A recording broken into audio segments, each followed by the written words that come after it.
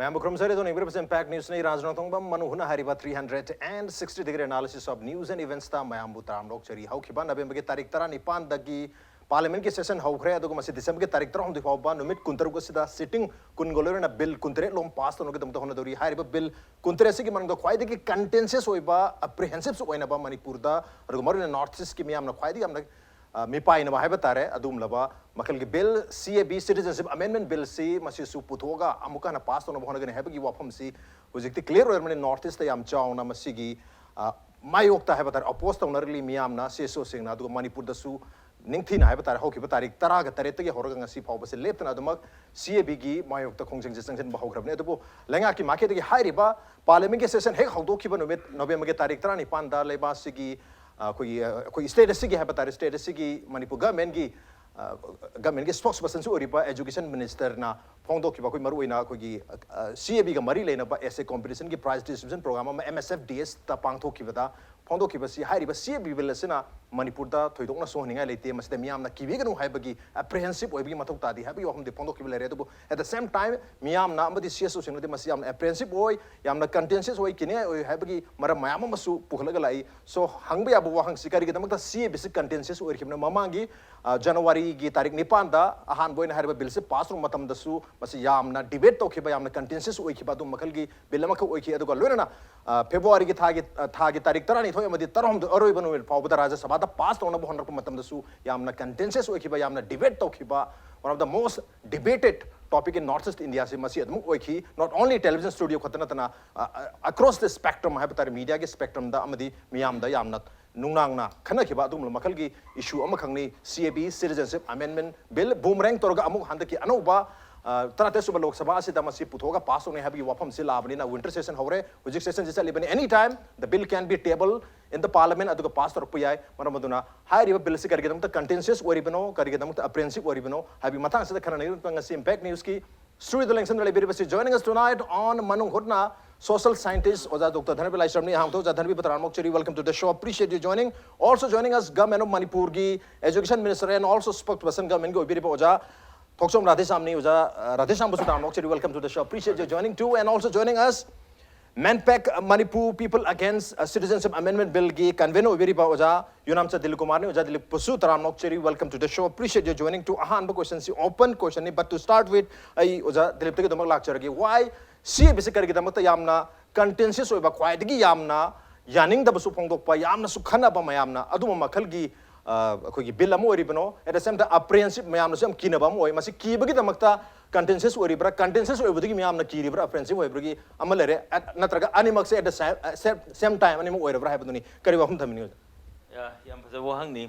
अखोगी citizenship amendment bill 2016 ने ना हंडक पार्लियामेंट पुथोरकदना सिटीजनशिप अमेंडमेंट बिल 2019 हाइदना अमेंडमेंट बिल अमो पुथोरकपसे मसी हौखिबा कनोदगी हौरकांदा डिसेंबर जनवरी थादने खने यामना कन्ना मसी मूवमेंट से मणिपुर दसो हौगिबसे साइमल्टेनियसली नॉर्थ ईस्ट की स्टेट तरेत सी मनुंगदा यामना कन्ना दुम मसी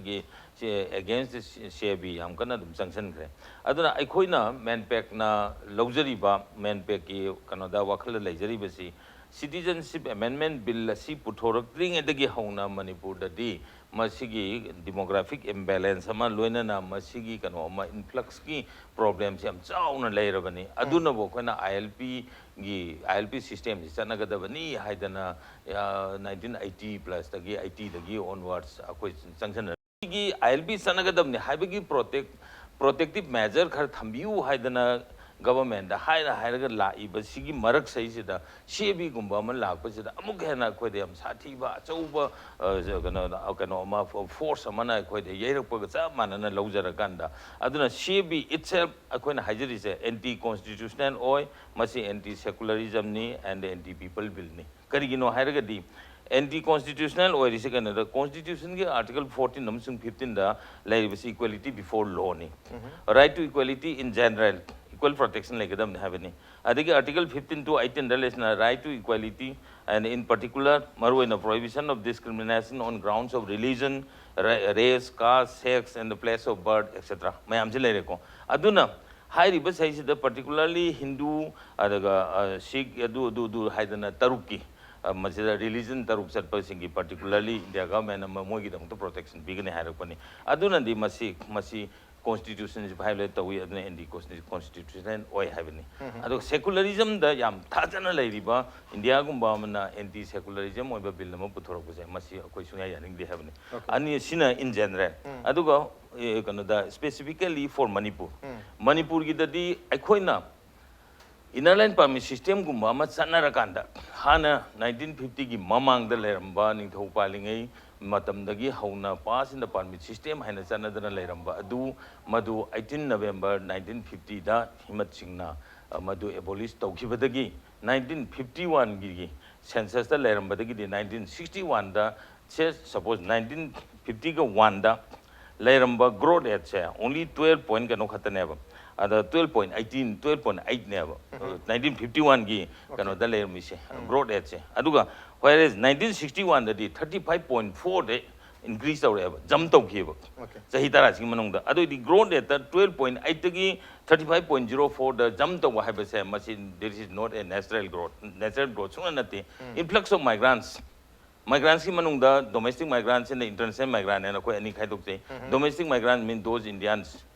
laiba ko India manung da laiba to state sangai se aduga international migrant haraga di Burma de laiba Bangladesh de laiba Pakistan de laiba anywhere outside country de laiba siniko aduna sigi jaithing si akoi da hanana already nangdana laire haiba si khangadana aikoina masi protective measure khara daga mathau tare haina khalla kanda tangai phadana LP sana view haidana kan movement tawringa jerak saisida CAB mo puselak pusida masida ne ba koina yamne apprehensive oiriba duga apprehensive oibadana tana not only on apprehension nate ko khoisi data base tawrakanda leikhra pot amani habanida aduna hairiba saisida ikona masigi hanadagi LP sana view in habasida akoi amrom da yamna harawrami 2018 itself 2018 da Manipur People Bill 2018 ladiba government sina jara disam samuk yaubiri bani si Mr. Biren yauri bani si gi government sina pass to biri bani masi kai da just to protect the interests of the people of Manipur aduga geographical and the demographic imbalance thokta nabi damukta influx mayam se control tong nabi damukta the Manipur People Bill 2018 is passed or thagra bani that means assembly ne approve tawra bani unanimously kamti yana ba yaudana hauji India government na approval piba president na SNP piba bani tongan bo moraga adu di 2018 the government sina masamang na pass tawra kanda high riba ILP gi bill asida yauri sti kainoida BHR should be 1951 Okay. 1951 gi matung da sangak pa singdo madu di akoi madu kano ne na lauraga illegal ma na da mamoi singdo outsider ni haina lauraga na that means non Manipuri ne na lauraga that they should possess a simple pass ILP have a pass e pai ga davni hai basi government masana yara kana thagra ba bil amane ba aduna 2018 da yagraga ngasi na muk lai buje 31st December 2014 da 14 bhawgi manung da lairaba sing adudi exemption pirani haidana notification ani thokanda hariba notification dudi ngasagi kano se laire 7 September 2015 da thokiba GSR 685 and the GSR 686 haidana go and GSR 685 ta laisi e passport entry into India and the amendment rule 2015 haibamaga GSR 686 foreigner amendment order 2015 haibamaga anisi Ministry of Home Affairs Government of India na or notification thokre hauji tawre the high notification anisi already 2015 dagi chanakre haidi exemption pigre kari gi pigri no haise hani 11 years lerambadagi 6 years handharakanda moise Indian citizenship pigre base just to legalize the notification adu legalize tawna bagin ne parliament da puthorisi madu akoi khangi 2014 gi 31st December 2014 bhawgi manung saisida lairaba singdu neba adu di akoi na kirami badi 1951 gi matung da lakpa aduna so akoi da akan ma saithengam pire 1951 di hauji 2014 na hairako matam da akoi da laibasi kano da hoge kano na sahi taruk 63 adagi plus hujik kano yaurkanda hujik 19 ni manga 68 years manung da during a long period of 68 years kayam hengalamani moi singdo koi hairiba 5 years amaga tinjhalakanda हौजिक लेरमगदब burden से हानगी double नते triple times हेंगलकान अखोद मदुगी burden दु नंगनी अदुदी CAB ना मखोइबु संगजेफम पीबा मखोइबु exhibition पीरगदी अखोइदा अकनब चैथेंग अमा लानी मदुना demographic imbalance थोपद नतना Moina अखोइसिबु उपखिबा मतमदा अखोइ कैमता तौब ngमरोय हाइबसिगी अकीबसिना अदुननी अखोइना हाइरिबा CAB से okay वजन तक पे अखोइगी ओइना चैथेंग से अनि लाकपिया है अमना अखोइगी डोमेस्टिक इन्फ्लक्स अमा अमना इंटरनेशनल इन्फ्लक्स अमा CAB से इंटरनेशनल इन्फ्लक्स की गेटवे से नत्रग मदुदा अप्रूवल पीबगी पोरम ओइरनी हैबी वखमदुनी ओके मतलब से ओजा ओजा राधेश्याम तलाक जखरी ओजानदी नहान थंबिखरे वसे केसु किनिंगाय लेती है ना MSFDS की होल पांगथपा थरमदु तारीख 35 से करमायना किनिंगाय ओरिदनो केनोदा हंदक चहीगी जनवरी की तारीख 9 दा पास तरक मतमदा बिल से लोकसभा दा पास तरक मणिपुर दा याम चावना प्रोटेस्ट तौकी एंड फेब्रुआरी की तारीख 13 तरम दुइदा मसी बिजनेस लिस्ट हपसलक मतमदा मणिपुर दा अरोय भी फंगदर इवन लेंगाना कर्फ्यू बोक थमदर इंटरनेट शटडाउन तौदना यारिंगे मया मी पाइदना बान होनखी है मी पाइ रोइदब यारदो मणिपुर में ऑलरेडी मी पाइरग लेरबा मदुग याम चावबा क्लासिक एग्जांपल से हंदक फेब्रुआरी चही से की जनवरी एम फेब्रुआरी दा उरग लेरबने दना कमायना की रोइदनो same bill is going to be reintroduced handa ki session jara amuk puthorok toro bani na kamai na ki roidno have ki wahang amade dumag leri kari wahum thaminu yam noise ai haise ki statement do adu mai hojik su dum haiseri okay kf na CAB na manipur so ko hojik so akoi ki spokesperson akoi keno ki MANPAC ki na haibi ba yamba Dilip na haibi ba CAB na so pui was yaw ba ai hojik so adum uzaki ti citizenship amendment bill na si de soe si jaga soe si leiragadi si som da si sangak tore si jaga sanga ni hai be ai ta ai nu uzaki da ai ta ja le ILP yam hai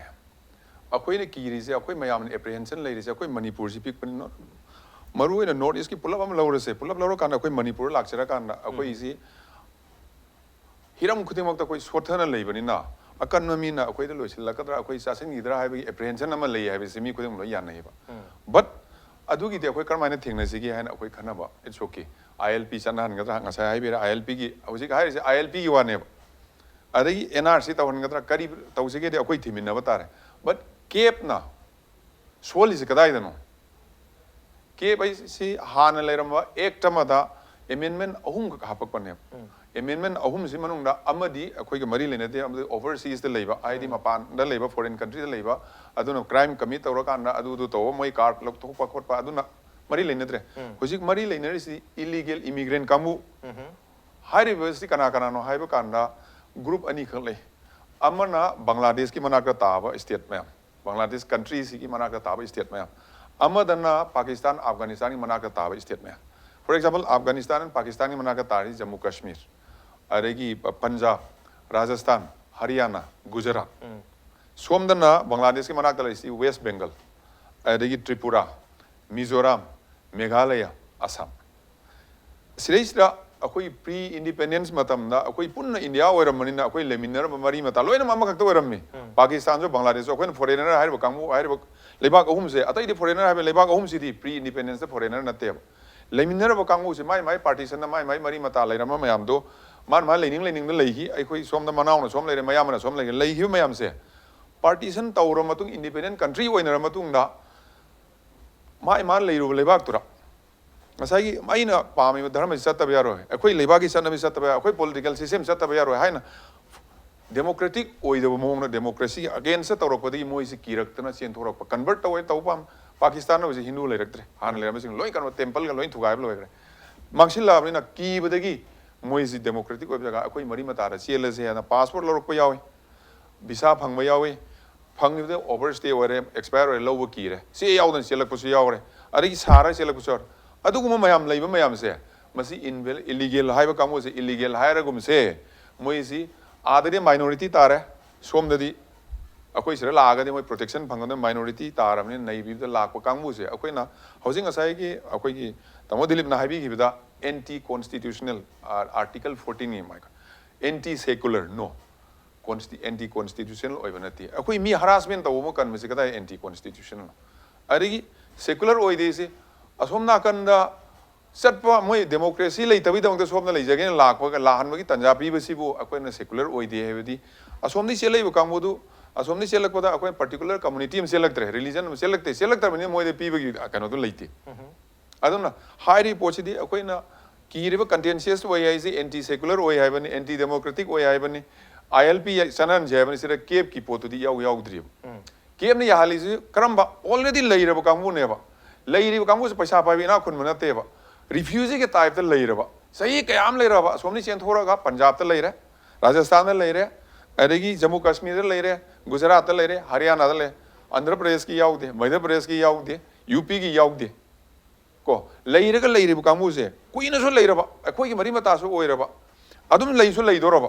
लेइरि मयामसे अंगांग school like तम यादरे अदि अखोई की नफसा की card पाइबे यादरे थबक apply तौबे यादरे vote थादबे यादरे अखोई की मीसोइबा अखोइनसो कौनिंगा अखोई लेइबा खरे general सामिननिंगा अखोई मरी मतासे मधु संगन बे याहनबा हाइबेसी अदुगी प्रोविजन अमतनेबा अदु कुइना लेइराबनिना सही ओय ओनबगी सही से खितंग नौथालगा पीरियड ऑफ रेसिडेंसी से नौथा 11 दगी 6 ता हंथालसे 6 बु सुरगदी याहनबेसे कुइनसो याहनद्रे हाइबी अनि खक्सी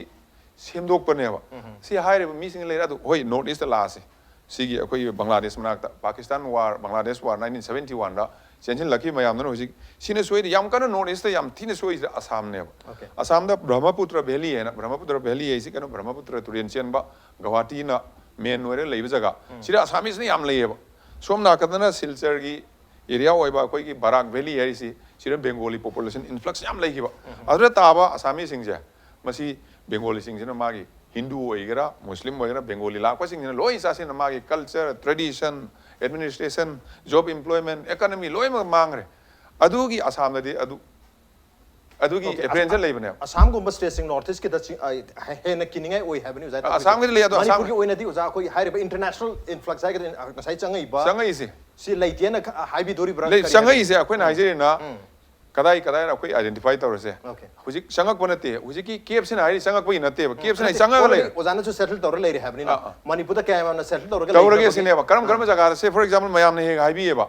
म्यांमार दगी सेलकपदी करी पंदे अदगी कनोददी करी तमिलनाडु दी करी पंदे अदगी कनोदगी सेलकपदी करी अमेरिका सेलकपदी करी पंदे अदुदी अखोइना लौरिसिदी अखोइना प्री इंडिपेंडेंस ता लेरमदो अखोइ मरी मता गातनी इंडिया आइना लेरमनिना अखोइ मरी मता संगक पदने रिलीजियस परसिक्यूशन ओन थोसे म्यांमार दा अखोइ हाना इंडिया दा यावरम म्यांमार दा अखोइ मी लेरे म्यांमार दा मोय रिलीजन में चलो बुद्धिज्म चलो यादे नहीं रखतने चेथरोक तारे रिलीजियस ग्राउंड ना तरोक तारडी अदिसु मतकता मुस्लिम अखोइ इस्लामिक एक्सट्रीमिस्ट कांगबो ना सो नॉन स्टेट एक्टर ना सो मोय नैबीबा अदु सेला लेबदन म्यांमार दा अखोइ सेला लेरबरा अरे संग्रिबो कांगबुसी हाना लेरबो कांगबु हाइबने संगकपै वानतेबो हाना संगखिबो कांगबु आइडेंटिफाई तौसी एनआरसी अखोइ ऑनरेबल चीफ मिनिस्टर याम ततना अखोइ मयाम दा हाइबो मयाम तानरिबने अखोइ सुगु तानबे हाना संगिबो सिंगसे आइडेंटिफाई तौथोसे हाइरि एनआरसी तौगदरा आईएलपी तौर करम सिस्टम तौर एम्प्लॉय तौर अखोइ करम सिस्टम एम्प्लॉय तौर अखोइ थिरोको यागनि संगि कदाय कदाय दना अखोइ सिंगनब लमसे हारा आइडेंटिफाई तौर we can sit down together मदुगी मिनसम थिबियाब केएफसीडी आदा लेइबो कांगबु दुई संगन बगिने असम गिदी मोय तोंगानबा प्रोविजन यावग्रे अदु मणिपुर हुजिक हुजिक संगकपसे कदाय दनो करिनो हाइबसे क्लियरली अखोइ खनसेबा अदु कान अखोइ एड्रेस तो ओके 2014 ऑनवर्ड्स हाइदर मदुगी मतुंग तारक हाइदर 14 की दिसंबर की तारीख उन मत 2015 की जनवरी की तारीख अम्मा हाइतारे सिदगी मतुना संगपुद यावग्रे दिसंबर की तारीख उन माथोय ओके ममा on and before 31st December 2014 बहुत संख्या बसिंग सिदा कोई सिटीजनशिप पीसी है बनी मोइबु इलीगल नते लीगलाइज तो इलीगल ने थमा बनेबा हाना थमी से इलीगल ने थमा लेरबने ऑलरेडी जंग लेरबने हाइबा म्यूजिंग से मणिपुर द लेरमोय हैना कोई कमायना लौदोइनो अदु ओजाना बदि खुज एनआरसी गु मम तोथोक्से नते ताकपि स्टेट गमी गोइना अदुबो एनआरसी तौबगे स्टेज फावद मणिपुर गमेना चंगजन दिनगाई ममांगदा सीएबीडी ऑलरेडी करिगुम्बा पास होदना चनहन गी तारगदी अखोइने एनआरसी तौरुगसु मदुगी वाहन थोक लगे दोरि परसेंट नते सीएबी से सीएबी चनद्रिबा मनुंग संग लगिदो लगिरे सीएबीडी तारीख 13 दिसंबर के तारीख 13 सिदा कोई पार्लियामेंट के सेशन होरनी सिबो के मरते इंट्रोड्यूस तौरनी पास तौर की बजु आय नते अदुगी मरीदु नते सिक्सोइने रे नान हाइसिदी हाना संग लगी मिसी कैदोक्सिगी हाइबनेबा हाना संगी लइबो मिसिंगनि वोटर कार्ड सु यावरे आधार सु यावरे लोई संग लइगरे अदु क्रमाइ थिदोक्सिगी थि सीएबी गा अदुगदि मरी लइनद्रियबा सीएबी थमगरे थमोइरा संग तोमी दुम संग कनी हाना लइमी सो दुम लइगनि सीएबी सिदा हाना संग रिफ्यूजी कैंप त लइबो कांगबु दुगी नेबा सि तवरसिदी हाना लइरे इलीगल ओइने डिक्लेयर तौर इलीगल लीगलाइज तबि वारि नेबा इलीगल हाइरिबा चंगखिबा मयामसी अखोइ रेफ्यूजी कैंप कुमबगी मोद नॉर्थ ईस्ट की तों मफम सिंग मरोइन असम मेघालय त्रिपुरा न चंग मणिपुर न चंग मफम सिंग दा सुमाइनदी लइबदी मादे मोइ लोइनो खुंदासन गिबने कैनो तक मसाइगी 2015 16 द थोकिबा नोटिफिकेशन अदुदसु पल्ली से valid document yauna changpa yaudana changpa singse illegal haram bodu jikti legalize to jam it means yaudana so mayam changa election grabani manam bodar moi kem to kamai leidun if document yaudana leita lakpa targati moi kem to leramba ya to document yaudana lakpa sing to karamai na kem to leramba how will we no that is the problem adu ne akoi kan CAB ga du mari leina de ha na ije CAB de katai mari leina ri ge ba ha na changa lei gi do akoi karamai lok thok se ge ha du CAB de du yaudri ba CAB si hujik thamagum se ba ha na changi du CAB ne changal libra CAB do not do madu approve to duri approve to duri kamai na approve to duri moi di CAB pai le me khoi na hai di kem to le changi ba missing no identify to thok ta re asam na to ri me NRC to du ma na changi bu CAB na di ha na changi ya ba only high river refugee camp sing the labor sing dung khatane bodan tak piris no hujik di moi gi main purpose refugee camp to le ba settle to le ba kangbu gi ne le asam so le but hujik akoi gi khanari sina akoi ni ki ri sina adu yara kana moi myam je khoi rom dong chang ka dra hai bi ne ba akoi ni changhan dana ba to gani karmai changhan dor mi myang chang ya bra da ha na changi ba kangbu se moi se yawram ba bra yawram da bra yaw da ri apply to gono yaw da ri apply to da ri yaro en to han ba ta re ko ha na chang ga lei ki ba mi sing se si voter card pai bi yaw re vote le ba su yaw re hai re ha hai na ri wari wa ba yum kai san lam le na pi ngang thi na pura settle to ba yaw re aadhar card so pai re adu mu yawram ma ga di karam ba community no karam ba foreigner no akoi phajana panmatai phajana thithok patai adu akoi putho kana moi si kramai tar deport to kari action lo kana akoi kari to karam base airline to kamai to sige to adu we need to sit down together akanga hi tanara kana karam state ta karam jaga da karam country da sigumba ama sinara kana tanthoki hai basi akoi thiba ya but cap ka de adu mari lena de okay cap ka hai riba mu sing sig mari lena de adu bos oda da mit lak kamai yeng bi cap siga hai riba sang ki mo yam sig mari lena de he India is a pura gyalam man. India is a command gyan mungi to go. Family planning to the Angani Kapo. I use that around Pungam Zaneva. I'm going to be going to Nuxina Legan, Nufisma Sambazeva. I started around Puya, the Anika Po and a pork level.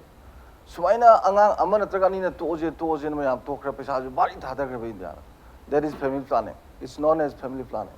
They wax Sokanava, Lady Willam, do we demographic imbalance, so Idanaba. Maramdi America na mi mana samuk sawn lezu Mexican me amna nungdang lak pada mui night patrols na nokti ki faris mapai neba amata lemna sangande deport loi tawi condition thami thabak suning har sahi manga soli he loibanu mitu da dum putho tha doeba because they see the future akoi India ki da koi na family planning to adu gi neba population jiga leiba man land ratio ji masi tungi angang future generation yo boksida moigi low ujanaba moigi lejanaba yum sanaba lampak adagidi farm tawjanaba loina boksi rajsida koina ugadom leiko one of the most important components of the powers of the state say land is very much important lamdagi ni loi tholaka doise lamdagi ni resource loi tholaka doise ko income mas yam lakpagi future ge yam thina maru leina ba port amaneba maduda koina akoina family planning ka tawthor kanda ya gra ma pan gi lago foreigners me amji lehanni na ain gi segula ku khoi ju matham sai adu di kainom di lem tare na mu humjil laga thi kan da urei je kai mo na te ba these are very much related with the NRC maram di Assam ki NRC je NRC gi magi mapangi hojiki illegal immigrants mayam singse masing thiba matamda Bangladesh ta hungba kan da moina 60 lakhs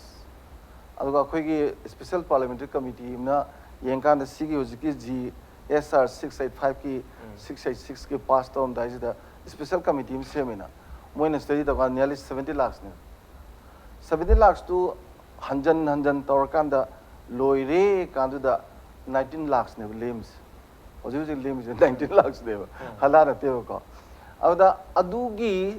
NRCG people tum the naturalized tum the money yeng se kaya mo kumna yeng age documents si license residence certificate ade the voting card ade the LIC yauba bank passport loina to da pibang mangai du loi lai pibang da bangai du sai illegal have ta moi myam do 19 lakhs ne baji lai 19 lakhs se amu Kamain toraga masi citizen amu hengadage na khanbadu ne bozi lais chumeba 2000 magi 14 gi ko sai December gi tang kunthama thoi bokta mamang da lakhiba adugi matung lakpadi lore ko ꯃꯔꯝꯗꯤ ꯑꯗꯨꯗ ꯂꯥꯛꯈꯤꯕꯁꯤꯡꯗꯨꯗꯤ ꯌꯥꯝ ꯅꯛꯅ ꯂꯥꯛꯑꯒꯁꯨ ꯆꯍꯤ 3ꯇꯤ ꯐꯥꯔꯦꯗꯅ ꯉꯁꯥꯏꯒꯤ ꯑꯦꯃꯦꯟꯃꯦꯟ ꯑꯅꯤꯗꯨ ꯄꯥꯁꯄꯣꯔꯠꯀ ꯑꯗꯒꯤ passport ꯑꯦꯛꯀ ꯑꯩꯈꯣꯏ ꯁꯤꯇꯤꯖꯟ ꯑꯦꯛꯀ ꯑꯣꯔꯗꯔꯒ ꯁꯦꯝꯗꯣꯛꯄꯁꯦ ꯑꯗꯨꯗ ꯑꯗꯨꯒꯤ ꯃꯌꯥꯝꯁꯤꯡꯁꯦ ꯍꯧꯖꯤꯛꯁꯦ ꯂꯣꯏꯅꯃꯛꯁꯤ ꯂꯧꯁꯟꯗꯣꯔꯦꯕ 19 ꯂꯥꯛꯁꯦ ꯂꯧꯁꯟꯗꯣꯏꯁꯦ ꯀꯩꯒꯤꯅꯣꯗ ꯗꯣꯀꯨꯃꯦꯟ ꯚꯦꯂꯤꯠ ꯗꯣꯀꯨꯃꯦꯟ ꯌꯥꯎꯗ꯭ꯔꯁꯨ ꯌꯥꯔꯦ ꯇꯁꯦꯡꯕꯗꯤ ꯑꯩꯈꯣꯏꯒꯤ ꯂꯩꯔꯝꯃꯤꯕ ꯁꯤꯗ ꯑꯩꯈꯣꯏꯅ ꯌꯥꯝꯅ ꯅꯨꯡꯁꯤꯕ ꯑꯃ ꯂꯩ ꯑꯩꯅ ꯁꯨꯝ ꯎꯖꯕꯗꯀꯣ ꯏꯟꯗꯤꯌꯥꯒꯤ ꯍꯥꯟꯅꯒꯤ ꯀꯟꯁꯇꯤꯇ꯭ꯌꯨꯁꯟ ꯐ꯭ꯔꯦꯃꯔꯁꯤꯡ ꯍꯥꯟꯅꯒꯤ ꯂꯣꯛ ꯁꯚꯥꯗ ꯐꯝꯃꯝꯕ ꯍꯥꯟꯅꯒꯤ ꯔꯥꯖ꯭ꯌ ꯁꯚꯥ ꯐꯝꯃꯝꯕ ꯏꯟꯗꯤꯌꯥꯒꯤ ꯂꯩꯉꯥꯛꯄ ꯃꯌꯥꯝꯁꯦ ꯃꯔꯤꯄꯥꯛ ꯌꯥꯝ ꯅꯨꯡꯁꯤꯕ ꯃꯔꯤꯄꯥꯛ ꯁꯥꯊꯤꯅ ꯅꯨꯡꯁꯤꯕ ꯃꯣꯏꯅ ꯍꯥꯎꯁꯇ ꯅꯩꯅꯕ ꯇꯥꯕ ꯑꯩꯈꯣꯏꯗꯤ ꯔꯤꯁꯔꯁ ꯇꯧꯗꯅ ꯁꯨꯝ ꯄꯥꯗꯅꯗ ꯂꯩꯕꯅꯤꯅ ꯃꯇꯝꯗꯨꯒꯤ ꯂꯣꯛ ꯁꯚꯥ ꯃꯇꯝꯗꯨꯒꯤ ꯔꯥꯖ꯭ꯌ ꯁꯚꯥ ꯑꯁ ꯑꯣꯟꯊꯣꯛꯅ ꯃꯃꯜ ꯌꯥꯝꯈ꯭ꯔꯦ ꯚꯦꯔꯤ ꯄ꯭ꯔꯦꯁꯤꯌꯁꯀꯣ ꯗꯣꯀꯨꯃꯦꯟꯇꯦꯁꯟ ꯇꯧꯅꯤꯡꯕ ꯄꯣꯛꯄ ꯄꯣꯠ ꯉꯥꯛꯇꯅꯤ ꯃꯣꯏ ꯉꯥꯡꯕ ꯃꯌꯥꯝꯁꯦꯀꯣ ꯗꯦ ꯂꯚ ꯗꯤꯌꯔ ꯃꯥꯗꯔꯂꯦꯟ ꯗꯦ ꯂꯚ ꯗꯤꯌꯔ ꯄꯤꯄꯜ ꯀꯣ ꯑꯗꯣ ꯔꯥꯖꯅꯤꯇꯤ ꯌꯥꯝ ꯅꯦꯝꯅ ꯇꯧꯗꯦ ꯗꯤꯌꯔ ꯄꯣꯂꯤꯇꯤꯛꯁ ꯏꯁ ꯁꯣ ꯍꯥꯏ ꯗꯦ ꯅꯦꯚꯔ ꯌꯨꯁ ꯄꯣꯂꯤꯇꯤꯛꯁ ꯀꯣ 1955ꯒꯤ ꯁꯤꯇꯤꯖꯟꯁꯤꯞ ꯑꯦꯛꯁꯦ ꯃꯁꯤꯗ ꯍꯧꯖꯤꯛ ꯑꯦꯃꯦꯟ ꯇꯧꯔꯤꯁꯤ 86 ꯇꯧꯔꯦ 92 ꯇꯧꯔꯦ 203 ꯇꯧꯔꯦ 205 ꯇꯧꯔꯦ 2015 ꯇꯧꯔꯦ ꯍꯥꯏꯗꯤ ꯍꯥꯟꯅ ꯂꯩꯔꯝꯃꯤꯕꯗꯨ ꯇꯧꯔꯛꯏꯁꯦ ꯑꯃꯦꯔꯤꯀꯥꯗ ꯁꯤ ꯗ ꯋꯦꯁꯇꯔꯟ ꯀꯟꯇ꯭ꯔꯤꯗ ꯌꯦꯡꯉꯣꯕ in any develop country of the world ꯁꯤꯇꯤꯖꯟꯒꯤ ꯃꯇꯥꯡ ꯂꯩꯅꯕ ꯑꯦꯛꯁꯦ ꯗꯦ ꯅꯦꯚꯔ ꯑꯦꯃꯦꯟ ꯗꯤꯁ ꯁꯤꯗꯤ ꯌꯥꯝ ꯊꯤꯅ ꯔꯤꯖꯤꯠ ꯑꯣꯏꯔꯒ ꯊꯝꯒꯗꯕ ꯄꯣꯠ ꯑꯃꯅꯤ ꯃꯔꯝꯗꯤ that lies the future of the whole the people of the country ꯆꯨꯝꯗ꯭ꯔꯥ ꯑꯩꯈꯣꯏꯗꯤ ꯄꯥꯛꯁꯦ ꯌꯥꯝꯅ ꯁꯦꯝꯗꯣꯛꯈ꯭ꯔꯦꯕꯀꯣ ꯄꯥꯛꯁꯦ ꯌꯥꯝꯅ ꯁꯦꯝꯗꯣꯛꯈ꯭ꯔꯦ ꯁꯤ ꯂꯥꯛꯈ꯭ꯔꯦꯀꯣ ꯑꯗꯨꯗ ꯍꯧꯖꯤꯛ ꯂꯥꯛꯀꯗꯧꯔꯤꯕ ꯄꯣꯠꯇꯤ ꯍꯧꯖꯤꯛ ꯂꯥꯛꯏꯁꯤꯗꯤ ꯀꯔꯤꯝ ꯌꯥꯎꯗ꯭ꯔꯕꯅꯦꯕ ꯚꯦꯂꯤꯠ ꯗꯣꯀꯨꯃꯦꯟꯁ ꯂꯩꯇ꯭ꯔꯕꯅꯦ ꯁꯦ ꯚꯤꯖꯥ ꯌꯥꯎꯕ ꯑꯗꯒꯤ ꯄꯥꯁꯄꯣꯔꯠ ꯃꯄꯥꯟꯒꯤ ꯄꯨꯔ ꯆꯪꯉꯛꯄ ꯑꯗꯨꯒꯨꯝꯕꯗꯨꯗꯤ ꯌꯥꯝ ꯅꯤꯌꯣꯝ ꯆꯨꯝꯃꯤꯗꯅꯀꯣ ꯑꯗꯨ ꯅꯠꯇꯕꯗ ꯀꯔꯤꯝꯐꯥꯎꯕ ꯑꯩꯈꯣꯏꯒꯤ ꯁ꯭ꯇꯦꯠꯀꯤ ꯃꯥꯏ ꯁ꯭ꯇꯦꯠꯇꯨꯒꯤꯐꯥꯎ ꯄꯨꯊꯣꯛ ꯉꯝꯗ꯭ꯔꯕ ꯃꯌꯥꯝꯗꯨꯅꯦꯕ ꯂꯩꯔꯤꯁꯦ ꯑꯗꯣ ꯃꯌꯥꯝꯁꯤ ꯂꯩꯕ ꯀꯥꯟꯗ ꯐꯔꯦꯅꯦ ꯑꯗꯨꯁꯨ ꯑꯩꯅ ꯁꯨꯝ ꯈꯟꯖꯕ ꯑꯃ ꯂꯩꯌꯦ ꯑꯩꯈꯣꯏꯒꯤ ꯃꯄꯥꯟꯒꯤ ꯃꯤꯇꯣꯞ ꯂꯥꯛꯄꯁꯤ ꯑꯃꯦꯔꯤꯀꯥꯒꯤ ꯚꯤꯖꯥ ꯂꯧꯕꯁꯦ ꯌꯥꯝ ꯋꯥꯏ ꯀꯣ ꯑꯃꯦꯔꯤꯀꯥ ꯆꯠꯄꯒꯤ ꯑꯗꯣ ꯑꯃꯦꯔꯤꯀꯥꯗ ꯚꯤꯖꯥ ꯂꯧꯕ ꯃꯇꯝꯗ ꯃꯤꯗꯨ ꯃꯇꯤꯛ ꯆꯥꯔꯗꯤ ꯌꯥꯝ ꯊꯨꯅ ꯄꯤ ꯃꯣꯏ ꯈꯜꯂꯤ ꯂꯩꯖꯔꯁꯨ ꯀꯩꯁꯨ ꯀꯥꯏꯗꯦꯗ ꯁꯤꯒꯨꯝꯕ ꯃꯤ ꯑꯃ ꯂꯩꯕꯁꯤꯕꯨ ꯀꯔꯤ ꯀꯥꯏꯒꯦꯅꯣ ꯑꯩꯈꯣꯏꯒꯤꯗ ꯂꯥꯛꯇꯣꯏ ꯃꯌꯥꯝꯁꯤꯡꯁꯤꯗꯤꯀꯣ ꯑꯩꯈꯣꯏꯒꯤꯗ ꯂꯩꯗꯣꯏ ꯃꯌꯥꯝꯁꯤ ꯔꯥꯖ ꯍꯧꯖꯤꯛ ꯀꯔꯤꯝꯇ ꯊꯣꯛꯔꯣꯏꯗꯕ ꯄꯣꯠꯅꯤꯀꯣ ꯑꯩꯈꯣꯏꯒꯤ ꯀꯔꯤ ꯍꯥꯏꯇꯥꯔꯦ ꯑꯩꯈꯣꯏꯒꯤ ꯃꯤꯗꯁꯨ ꯃꯇꯤꯛ ꯆꯥꯗꯕ ꯍꯤꯡꯕꯗ ꯋꯥꯖꯔꯕ ꯊꯕꯛꯁꯨ ꯑꯇꯩ ꯏꯍꯩ ꯍꯩꯇꯕ ꯂꯥꯏꯔꯤꯛ ꯂꯥꯏꯁꯨꯁꯨ ꯏꯍꯩ ꯍꯩꯇꯕ ꯍꯥꯏꯗꯤ ꯃꯄꯥꯟ ꯊꯣꯛꯐꯝꯐꯥꯎ ꯈꯪꯗꯕ ꯂꯩꯗꯅ ꯑꯗꯨꯒꯨꯝꯕ ꯉꯥꯛꯇꯅꯦ ꯑꯩꯈꯣꯏꯗ ꯍꯧꯖꯤꯛ ꯂꯩꯗꯣꯏꯁꯦ ꯃꯌꯥꯝꯁꯦꯀꯣ ꯑꯗꯨ ꯃꯌꯥꯝꯗꯨ ꯂꯩꯕꯁꯤ ꯁꯤꯇꯤꯖꯟ ꯄꯤꯔꯒ ꯏꯔꯝꯗꯝꯁꯤꯒꯤ ꯆꯥꯎꯈꯠ ꯈꯣꯡꯊꯥꯡꯒꯤꯗ ꯑꯗꯒꯤꯗꯤ ꯑꯣꯠꯄꯤꯔꯕ ꯃꯣꯏꯒꯤ ꯗꯦꯃꯣꯀ꯭ꯔꯦꯁꯤꯗꯨ ꯌꯦꯡꯉꯒ ꯗꯦꯃꯣꯀ꯭ꯔꯦꯇꯤꯛ ꯄ꯭ꯔꯤꯟꯁꯤꯄꯜꯁꯇ ꯃꯣꯏꯁꯤ ꯃꯄꯥꯟꯗ ꯑꯐꯒꯥꯅꯤꯁꯇꯥꯟꯗ ꯄꯥꯀꯤꯁꯇꯥꯟꯗ ꯕꯪꯒ꯭ꯂꯥꯗꯦꯁꯇ ꯑꯣꯜꯂꯦ ꯍꯥꯏ ꯑꯣꯠꯄꯗꯤ ꯇꯥꯗꯦꯀꯣ ꯑꯣꯜꯂꯦ ꯈꯣꯠꯂꯦ ꯑꯩꯈꯣꯏꯒꯤ ꯁꯤꯒꯤ CABꯁꯤꯅ ꯀꯔꯤꯒꯨꯝꯕ ꯀꯔꯤ ꯏꯝꯄ꯭ꯂꯤꯃꯦꯟ ꯇꯧꯔꯛ ꯇꯥꯔꯒꯗꯤ ꯃꯅꯤꯄꯨꯔꯅ ꯁꯣꯛꯀꯗꯧꯔꯤꯕ ꯃꯅꯤꯄꯨꯔꯅ ꯍꯧꯖꯤꯛ ꯃꯤꯄꯥꯏꯅꯔꯤꯁꯦ ꯃꯁꯤ ꯀꯔꯥꯏꯋꯥꯏꯗ ꯁꯣꯛꯄꯗꯒꯤꯅꯣ ꯃꯌꯥꯝꯅ ꯃꯤꯄꯥꯏꯅꯔꯤꯁꯦ ꯃꯔꯨꯑꯣꯏꯅ ꯑꯁꯥꯝꯗꯗꯤ ꯁꯤ ꯔꯥꯖ ꯑꯩ ꯀꯩꯅꯣ ꯍꯥꯏꯒꯦ ꯉꯁꯤꯒꯤ ꯃꯅꯤꯄꯨꯔꯒꯤ ꯇꯣꯇꯦꯜ ꯄꯣꯄꯨꯂꯦꯁꯟꯁꯤ ꯑꯥꯎꯠ ꯑꯣꯐ ꯑꯩꯈꯣꯏꯒꯤ ꯂꯩꯖꯔꯤꯕ ꯅꯤꯌꯔꯂꯤ 30 ꯂꯥꯛꯁꯤꯗꯅꯦ ꯃꯣꯔ ꯗꯦꯟ 10 ꯂꯥꯛꯁ ꯑꯇꯣꯞꯄꯁꯦ 10 ꯂꯥꯛꯁ ꯃꯣꯔ ꯗꯦꯟ 10 ꯂꯥꯛꯁꯅꯤꯀꯣ ꯑꯣꯖꯥ ꯗꯤꯂꯤꯞ ꯁꯤꯒꯤꯁꯦ ꯁꯤ ꯅꯣꯡꯃꯗ ꯒ꯭ꯔꯨꯡ ꯂꯥꯎ ꯆꯪꯉꯛꯄ ꯅꯠꯇꯦꯕ ꯈꯤꯇꯪ ꯈꯤꯇꯪ ꯇꯧꯔ ꯆꯪꯉꯛꯈꯤꯕꯅꯦꯕ ꯃꯔꯝꯗꯤ ꯆꯪꯉꯛꯄꯒꯤ ꯃꯔꯝꯁꯤꯅ ꯀꯩꯅꯣꯗ ꯅꯣꯔꯠ ꯏꯁꯀꯤ ꯁ꯭ꯇꯦꯠ ꯃꯌꯥꯝꯒꯤ ꯃꯅꯨꯡꯗ ꯃꯅꯤꯄꯨꯔꯅ ꯈ꯭ꯋꯥꯏꯗꯒꯤ ꯆꯪꯅꯤꯡꯉꯦꯕ ꯀꯔꯤꯒꯤ ꯆꯪꯅꯤꯡꯒꯗꯒꯦ ꯍꯥꯏꯗ ꯑꯇꯩ ꯁ꯭ꯇꯦꯠꯁꯤꯡꯁꯤꯗꯤ ꯂꯩꯕꯁꯨ ꯅꯨꯡꯉꯥꯏꯇꯦ ꯑꯗꯒꯤꯗꯤ ꯍꯤꯔꯝ ꯈꯨꯗꯤꯡ ꯁꯥꯕ ꯈꯣꯠꯄ ꯃꯥꯏ ꯀ꯭ꯂꯥꯏꯃꯦꯠꯇ ꯑꯣꯏꯔꯣ ꯑꯃꯗ ꯑꯣꯏꯔꯣ ꯊꯕꯛ ꯁꯨꯐꯝꯁꯨ ꯁꯥꯊꯤꯅ ꯀꯣꯟꯇꯦꯁꯅꯦꯕꯀꯣ ꯑꯩꯈꯣꯏꯒꯤꯗꯗꯤ ꯍꯦꯛ ꯂꯥꯛꯄ ꯅꯣꯡꯉꯥꯜꯂꯒ ꯊꯦꯂꯥ ꯑꯃ ꯄꯥꯏꯈ꯭ꯔꯗꯤ ꯅꯣꯡꯃ 1,000 ꯇꯥꯟꯒꯗꯣꯏꯅꯤ ꯍꯥꯏꯗꯤ ꯌꯥꯝ ꯂꯥꯏꯌꯦꯕ ꯍꯤꯡꯕꯀꯣ ꯑꯗꯒꯤ ꯂꯩꯐꯝꯁꯨ ꯑꯩꯈꯣꯏꯗꯤ ꯄꯛꯂꯩꯗ ꯂꯩꯍꯜꯂꯤꯗꯅ ꯑꯩꯈꯣꯏ ꯑꯊꯤꯡꯕꯁꯨ ꯂꯩꯇꯦꯅ ꯑꯗꯒꯤꯗꯤ ꯆꯤꯡꯗꯗꯤ ꯂꯩ ꯌꯥꯗꯦꯗꯅ ꯑꯥꯎꯠ ꯑꯣꯐ 100ꯁꯤꯗ 92ꯗꯤ ꯂꯩ ꯌꯥꯗꯦꯅ ꯑꯩ ꯈꯛꯇꯪꯁꯤꯅꯦꯕ ꯍꯧꯖꯤक ꯂꯩꯗꯣꯏꯁꯦ ꯃꯌꯥꯝꯁꯤꯅꯀꯣ ꯑꯗꯨꯅ ꯏꯟ ꯀꯣꯔꯁ ꯑꯣꯐ ꯇꯥꯏꯝ ꯃꯥ ꯁꯨꯝ ꯆꯪꯉꯛꯀꯅꯤ ꯁꯨꯝ ꯇꯝ ꯆꯪꯉꯛꯀꯅꯤ ꯆꯪꯉꯛꯇꯅ ꯅꯣꯡꯃꯗꯤ ꯆꯍꯤ 10 ꯑꯃꯒꯤ 10 ꯑꯃꯒꯤ ꯃꯇꯨꯡꯗ ꯉꯁꯥꯏ ꯑꯩꯈꯣꯏ ꯗꯤꯂꯤꯞꯅ ꯍꯥꯏꯕꯤꯈꯤꯕꯗꯣ 1951ꯒꯤ ꯁꯦꯟꯁꯁꯀ 1961ꯒꯤ ꯁꯦꯟꯁꯁꯇ 12 ꯂꯥꯛ ꯁꯝꯊꯤꯡ ꯂꯩꯔꯝꯕꯗꯨ 35 ꯂꯩꯕ ꯍꯥꯏꯁꯦ ꯗꯕꯜ ꯍꯦꯟꯀꯠꯂꯛꯏꯅꯦꯕ 3 times ꯇꯧꯒꯦ ꯇꯧꯔꯤꯅꯦꯕ ꯑꯗꯨꯅ ꯁꯨꯃꯥꯏꯅ ꯁꯨꯝ ꯍꯦꯟꯀꯠꯂꯛꯄꯁꯤꯅ ꯈ꯭ꯋꯥꯏꯗꯒꯤ ꯃꯔꯨ ꯑꯣꯏꯔꯤꯁꯦ ꯔꯥꯖ ꯑꯩꯈꯣꯏꯅ ꯌꯦꯡꯕ ꯌꯥꯕ ꯑꯃ ꯂꯩꯔꯤꯁꯦ ꯃꯇꯤꯛ ꯆꯥꯕ ꯃꯤ ꯂꯥꯛꯇꯅ ꯑꯗꯒꯤꯗꯤ ꯂꯩꯕꯤꯕꯁꯨ ꯅꯠꯇꯕ ꯑꯗꯩ ꯃꯤꯗꯤ ꯌꯥꯝꯅ ꯃꯁꯤꯡꯗꯤ ꯌꯥꯝꯗꯣꯏꯕꯀꯣ ꯅꯝꯕꯔ ꯒꯦꯝꯅꯤꯅ ꯅꯣꯡꯃ ꯁꯣꯏꯗꯅ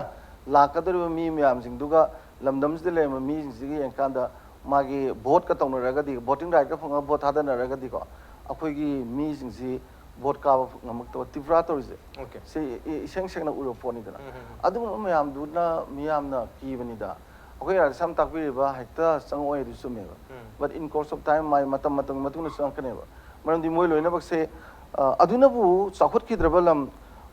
ꯕ꯭ꯔꯍꯃꯥꯅ ꯔꯣꯍꯤꯡꯌꯥꯗꯣ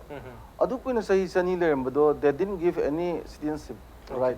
Okay, matam gi matungina mayamam sangkhre more than 10 lakhs sangkhre aduna makha tar kusang ko yamne du so asida CAB sina kari implement tawtar gadi 2014 gi December gi tarik 13 ma thoi phau sida already sanga lekhra persecuted religious minorities mayam du bu koi legalize tawraga makoi bu citizenship pi bani aduna hana lejarm du pi bani na ano ba edition sang du leidre aduna hana lejarm du dang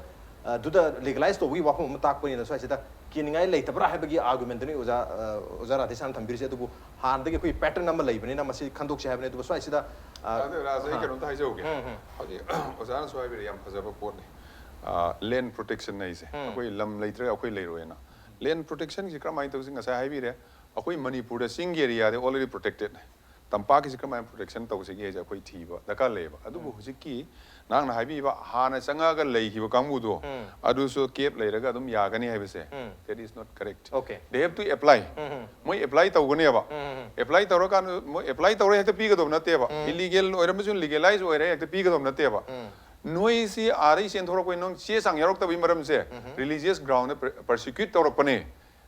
ari lebak na non state player na sumaina to birak pane habi proof ama mo pi ga do ne ba okay adu so Pakistan na adu so Afghanistan na adu so Bangladesh na China to di yaro adu gi apply to gado ne akoi sire leram mo apply to de akoi tan thok ya you have not applied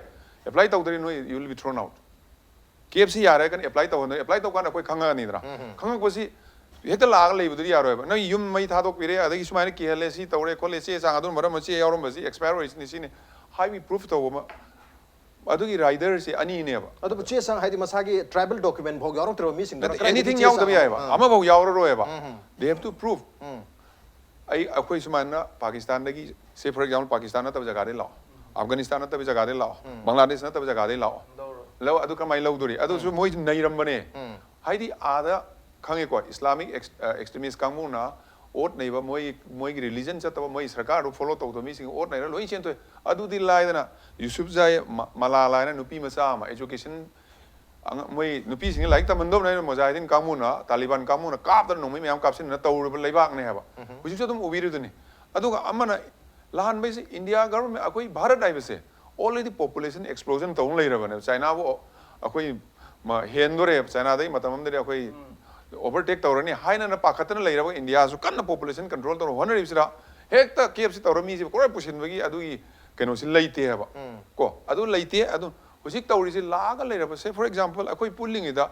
ai yam ba do na Pakistan da lei ru re matam khara lei re mai property lei na ai di ki re nungai te isang khre partition tawr kan lei or khara lei re sai ahum lei kan ma lae ai keno Islam dharma chalo hai natra moi political system ji follow to hai adu yadam ne phu bu sai ba underground ken nong min na me sele sangan me yadam nang si sang chu dre na okay sidar de adu sangan na bagi kramai sangan ji ge hai bagi wari ne ba adu you apply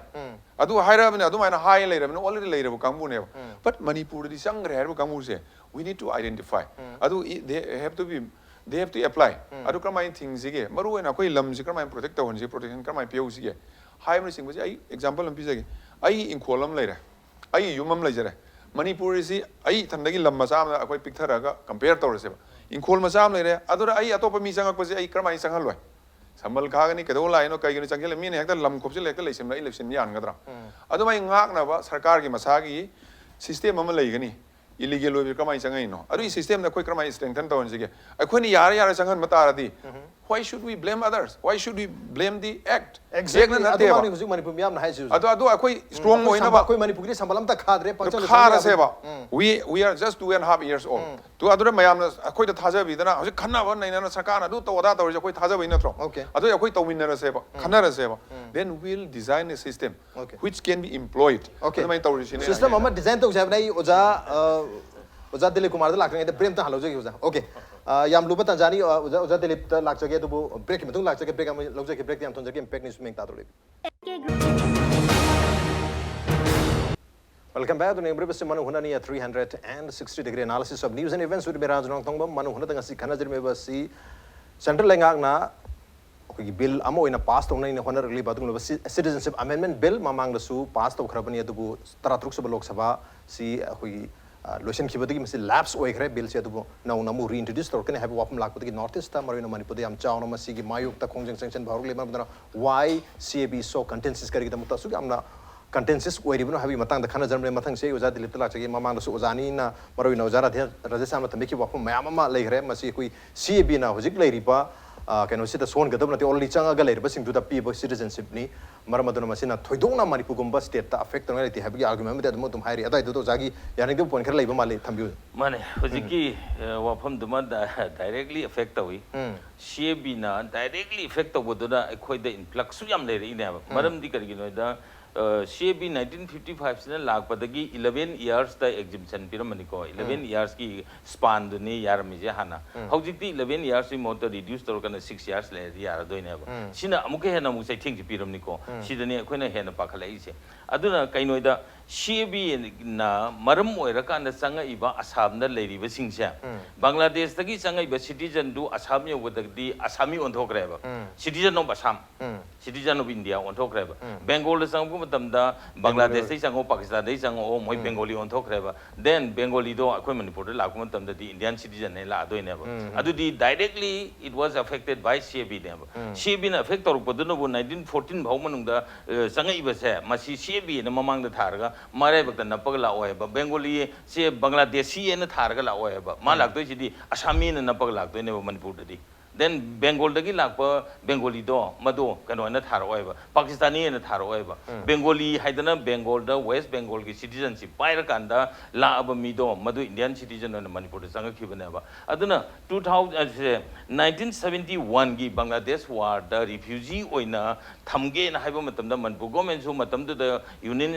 territory ओइरगा सु मोय objection Tawi मतमदा अदगी अखोजु Bangladesh वार मतमदा M सु कन तौरिबनेबा अदि मतम से Bangladeshi ma'am सिंग से लाग तारदी अखोइदा Soren burden अम ओइरने से मसी याम कन नैनरिबा मतमनेबा अदुना हाइरिबदु रिफ्यूजी की स्टेटस ता पीखरमनिना मोइदु हुजिं गानु कोंदा अदगी आदा सेरौदा अदगी कनोदा लेखिबा मैम दो सी मैम सिंग सी फावबदा सिफावबदा अखोइ ILP की कनो से पाइगदबनी हाइना स्क्रीनिंग तब मथौ तायना हाइरकांदा 1951 पेज यार पीरिमनेबा दैट मींस 1971 दा इंडिया गवर्नमेंट ने यादना रिफ्यूजी की स्टेटस ता थाजल अबदु फावबदा दे शुड बी स्क्रीन मोइसी स्क्रीनिंग तौगदबनेना अखोइ हाइरिनेबा हाइरिबो वाफम सिदा ऑलरेडी आइना हाइजरी सिंग साइ पंजगिबदुदति कना तौ कना थरोबा रिएक्ट तौबिरक्तेको 2018 की ILP की बिल है से करिगिनो द सिगुम्बा CAB ना इंडिया की लेरिबा CAB 1955 सिगी मखादे 11 years लेरगा दि सिटीजनशिप पीरे हाइदना यादना थाजल लखिबा सिंगदुनो ओवरबर्डन ओइरे इन मणिपुर ओइरि से अदु दि हाइरिबा सिंगदो मोइदो CAB हाइदना नपकांदा CAB ना कना तो संग पने हाइरोय आइना हाइजरी से आसामी वने संग कनी बेंगोली वने संग कनी अदे और बिहारी वने संग कनी मोइदो इंडियन सिटीजन हाइदोइनेबा इवन दो इंडियन सिटीजन ओइरबो फावबदा they should possess one ILP pass पाइगदम हाइरि सिनेबा अदु ओरगदी अखोइना हाइजरीदी CAB ना डायरेक्टली अफेक्ट तौबदुनबु मसिंग सुगाम हेंगलाइनी हुजिकसु 2014 भावबदा यंबिउको 2001 की census report all India census report से बेस तौरकांदा यूनाइटेड कमिटी मणिपुर ने UCM ने एनालिसिस तौरकांदा पॉपुलेशन स्टडीज और डेमोग्राफी स्टडीज तौरकांदा अखोइ फाइंडिंग्स हम लेखरे not A mayor analysis नते Manipur की अखंग हि ma'am demographer ma'am statistician ma'am ओजा धनबीर यावरिने अखोइ मैम संगदना होनदिगा सही अनि अहुम संग होनरकांदा 2003 दा अखोइ पब्लिश तवेबा influx of migrants into Manipur हेना मदुदो पुथोक 2001 की सेंसस रिपोर्ट से लेरी से इन्फ्लक्स क्या यावर से सिंगी मतम तो इंडिजिनस ट्राइबल से 6,70,782 नेबा व्हेयर इज इन्फ्लक्स दी आउटसाइडर दी 7,04,488 नेबा अदु दी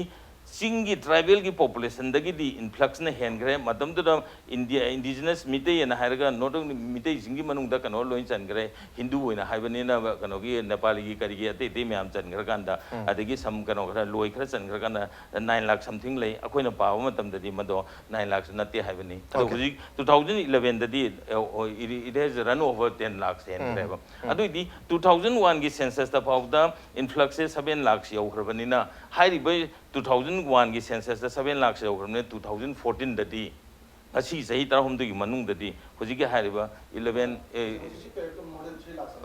ꯃꯥꯅꯤ ꯍꯦꯟꯒꯠꯂꯛꯀꯗꯣꯏꯅꯦꯕ ꯑꯗꯨꯏꯗꯤ ꯍꯦꯟꯒꯠꯂꯛꯏꯕꯁꯤꯡꯗꯣ ꯑꯩꯅ ꯍꯥꯏꯖꯔꯤꯗꯤ CABꯅ ꯑꯌꯥꯕ ꯄꯤꯔꯀꯥꯟꯗ ꯑꯦꯛꯖꯤꯝꯁꯟ ꯄꯤꯔꯀꯥꯟꯗ ꯆꯪꯉꯛꯈꯤꯕꯁꯤꯡꯗꯣ ꯑꯗꯨꯗ ꯂꯥꯛꯈꯤꯕ ꯕꯪꯒ꯭ꯂꯥꯗꯦꯁꯤꯁꯤꯡꯗꯣ ꯑꯁꯥꯃꯤ ꯑꯣꯟꯈ꯭ꯔꯦ ꯑꯗꯨꯗ ꯆꯪꯉꯛꯈꯤꯕ ꯄꯥꯀꯤꯁꯇꯥꯅꯤꯁꯤꯡꯗꯣ ꯕꯦꯡꯒꯣꯂꯤ ꯑꯣꯟꯈ꯭ꯔꯦ ꯑꯃ ꯑꯣꯟꯈ꯭ꯔꯦ ꯃꯌꯥꯝꯁꯦ ꯏꯟꯗꯤꯌꯥꯟ ꯁꯤꯇꯤꯖꯦꯟꯗ ꯑꯣꯟꯈ꯭ꯔꯕꯅꯤꯅ ꯂꯤꯒꯦꯂꯥꯏꯖ ꯇꯧꯈ꯭ꯔꯕꯅꯤꯅ ꯃꯣꯏꯗꯨꯅ ꯆꯪꯉꯛꯄ ꯃꯇꯝꯗꯗꯤ ꯃꯅꯤꯄꯨꯔꯗ ꯃꯗꯣ CABꯅ ꯃꯔꯝ ꯑꯣꯏꯗꯅ ꯍꯥꯏꯔꯤꯕ ꯑꯣꯚꯔ ꯄꯣꯄꯨꯂꯦꯇꯦꯠ ꯑꯣꯏꯍꯜꯂꯛꯏꯅꯦꯕ ꯑꯗꯨꯏꯗꯤ 2001ꯒꯤ ꯑꯦꯅꯥꯂꯥꯏꯁꯤꯁ ꯐꯥꯎꯕꯗ ꯑꯗꯨ ꯇꯥꯈ꯭ꯔꯕꯅꯤꯅ ꯑꯩꯈꯣꯏꯅ ꯁ꯭ꯇꯦꯠ ꯒꯚꯔꯟꯃꯦꯟꯗ ꯍꯥꯏꯖꯔꯤꯁꯨ ꯌꯦꯁ ꯃꯗꯨ ꯑꯩꯈꯣꯏ ꯌꯨ ꯁꯦꯝꯅ ꯇꯧꯖꯕꯅꯤ ꯃꯗꯨ ꯄ꯭ꯔꯥꯏꯚꯦꯠ ꯕꯣꯗꯤ ꯑꯃꯅ ꯍꯥꯏꯗꯤ ꯏꯖꯨꯀꯦꯁꯅꯤꯁꯁꯤꯡꯅ ꯇꯧꯕꯅꯤ ꯑꯗꯨ ꯑꯣꯏꯔꯒꯗꯤ ꯄꯣꯄꯨꯂꯦꯁꯟ ꯀꯃꯤꯁꯟ ꯑꯃ ꯁꯦꯝꯃꯀꯥꯟꯗ ꯁ꯭ꯇꯦꯠꯀꯤ ꯑꯣꯏꯕ ꯑꯣꯊꯦꯟꯇꯤꯀꯦꯠ ꯑꯣꯏꯕ ꯔꯦꯀꯣꯔꯗ ꯑꯃ ꯄꯨꯊꯣꯛꯄꯤꯔꯣ ꯍꯥꯏꯕꯁꯦ ꯑꯗꯨꯅꯅꯦꯕ ꯃꯅꯤꯄꯨꯔ ꯁ꯭ꯇꯦꯠ ꯄꯣꯄꯨꯂꯦꯁꯟ ꯀꯃꯤꯁꯟ ꯁꯦꯝꯕꯤꯌꯨꯅ ꯍꯥꯏꯔꯤꯁꯦ ꯑꯗꯨꯕꯨ ꯑꯩꯈꯣꯏꯒꯤꯗꯤ ꯑꯣꯜꯔꯦꯗꯤ ꯑꯩꯈꯣꯏ ꯋꯥꯔꯛꯑꯥꯎꯠ ꯇꯧꯈ꯭ꯔꯦꯕ ꯑꯗ ꯇꯧꯕꯗ ꯐꯪꯈ꯭ꯔꯤꯕ ꯏꯟꯐ꯭ꯂꯛꯁ ꯃꯁꯤꯡꯁꯦ ꯆꯤꯡꯒꯤ ꯇꯣꯇꯦꯜ ꯄꯣꯄꯨꯂꯦꯁꯟꯗꯒꯤ ꯑꯩꯈꯣꯏꯒꯤ ꯏꯟꯐ꯭ꯂꯛꯁ ꯄꯣꯄꯨꯂꯦꯁꯟꯅ ꯍꯦꯜꯂꯦ ꯃꯁꯤ ꯑꯦꯂꯥꯔꯃꯤꯡ ꯁꯤꯆꯨꯋꯦꯁꯟ ꯑꯃ ꯑꯣꯏꯔꯦ ꯑꯗꯨꯏꯗꯤ ꯑꯩꯈꯣꯏ ꯃꯤꯇꯩꯁꯤꯡꯒꯤ ꯀꯗꯥꯏꯗ ꯂꯩꯗꯣꯏꯅꯣꯅ ꯂꯩꯈ꯭ꯔꯕ ꯃꯇꯝꯁꯤꯗ 2001ꯒꯤ ꯃꯇꯨꯡꯗ 2014 ꯐꯥꯎꯕꯗ ꯑꯦꯛꯖꯤꯝꯁꯟ ꯄꯤꯕ ꯇꯥꯔꯗꯤ CABꯅ ꯄꯤꯔꯗꯤ ꯍꯥꯏꯔꯤꯕ ꯍꯦꯟꯒꯠꯂꯛꯏꯕ ꯃꯤꯁꯤꯡꯗꯣ ꯃꯗꯨ CABꯅ ꯍꯦꯟꯒꯠꯂꯛꯄꯅꯤ ꯑꯗꯨꯒ CAB ꯍꯥꯏꯔꯒ ꯃꯗꯨꯗ CABꯅ ꯗꯥꯏꯔꯦꯛ ꯏꯐꯦꯛ ꯇꯧꯔꯣꯏꯅ ꯍꯥꯏꯕꯁꯦ ꯃꯁꯤ ꯁꯨꯡꯌꯥ ꯌꯥꯗ꯭ꯔꯕ ꯋꯥꯐꯝ ꯑꯃꯗ ꯍꯥꯏꯄꯣꯊꯦꯇꯤꯀꯦꯜꯂꯤ ꯌꯥꯗꯦꯕ ꯃꯁꯤ ꯑꯗꯨꯅꯅꯦ ꯑꯩꯈꯣꯏꯅ ꯁꯤꯒꯤ ꯀꯩꯅꯣꯁꯦ ꯌꯥꯝꯅ ꯑꯦꯄ꯭ꯔꯤꯍꯦꯟꯁꯟꯗ ꯉꯥꯛꯇ ꯅꯠꯇꯤꯌꯦ ꯏꯃꯣꯁꯟꯗ ꯉꯥꯛꯇ ꯅꯠꯇꯦ ꯑꯩꯈꯣꯏꯅ ꯇꯧꯖꯔꯤꯁꯦ ꯃꯁꯤ ꯍꯌꯦꯡ ꯂꯨꯞꯄꯗꯤ ꯑꯩꯈꯣꯏ ꯂꯨꯃꯤꯟꯅꯗꯣꯏꯅꯦꯕ ꯒꯚꯔꯟꯃꯦꯟ ꯄꯥꯏꯔꯤꯕ ꯃꯤꯅꯤꯁꯇꯔꯁꯤꯡꯁꯨ ꯑꯩꯈꯣꯏꯁꯨ ꯄꯨꯟꯅ ꯂꯨꯃꯤꯟꯅꯗꯣꯏꯅꯦꯕ ꯑꯗꯨꯅ ꯄꯨꯟꯅ ꯂꯨꯃꯤꯟꯅꯒꯗꯧꯕꯅꯤꯅ ꯁꯤꯒꯤ ꯗꯤꯃꯣꯒ꯭ꯔꯥꯐꯤꯛ ꯏꯝꯕꯦꯂꯦꯟꯁ ꯑꯃ ꯆꯥꯎꯅ ꯂꯥꯛꯑꯦ ꯍꯥꯏꯕꯁꯤꯗꯤ ꯑꯩꯈꯣꯏ ꯄꯨꯝꯅꯃꯛꯇ ꯈꯪꯗꯅ ꯂꯩꯔꯦ ꯁꯤꯅꯤꯗ ꯑꯗꯨꯗ ꯖꯤꯔꯤꯕꯥꯝꯗ ꯐꯥꯏꯅ ꯍꯥꯏꯔꯤꯕ 35 ꯐꯥꯕꯁꯤꯗꯤ ꯁꯤꯗꯤ ꯀꯩꯅꯣꯅꯤ ꯑꯗ ꯕꯦꯀ꯭ꯔꯥꯗ ꯕꯣꯔꯣ ꯕꯦꯀ꯭ꯔꯥꯗ ꯁꯣꯇꯣ ꯕꯦꯀ꯭ꯔꯥꯗ ꯇꯣꯉꯥꯟꯅ ꯆꯪꯉꯛꯏꯕꯁꯤꯡꯗꯨꯗꯤ ꯄꯨꯡꯍꯣ ꯍꯣꯕ ꯄꯣꯠꯅꯦ ꯃꯤ ꯑꯗꯨ ꯀꯅꯥꯅ ꯑꯩꯈꯣꯏꯅ ꯆꯦꯛ ꯇꯧꯕ demographic imbalance ꯑꯃ ꯂꯥꯛꯏꯁꯤ ꯁꯣꯏꯗꯅ ꯂꯥꯛꯏ CABꯅꯅꯤ time to time again haiba tare 1955 ki citizenship act sigi matungda 9 times se masi amend tawra amend taw khudingi akhoi citizenship oibi abi criteria se honga lakbani madun maram oiduna mapandagi sangpa mayam amasu